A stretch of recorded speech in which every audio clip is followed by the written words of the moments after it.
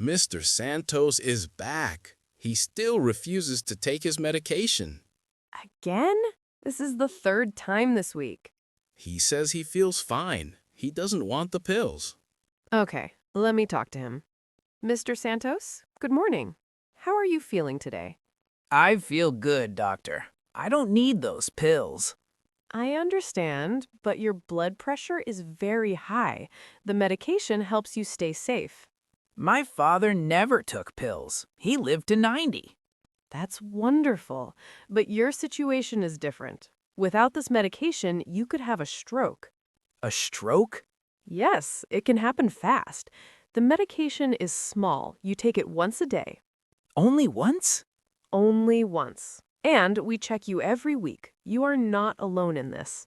All right, doctor. I will try. Thank you, Mr. Santos. That is a brave decision. That was fast. How did you do it?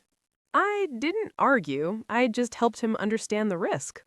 Good lesson for me. Always listen first, then explain. It works every time.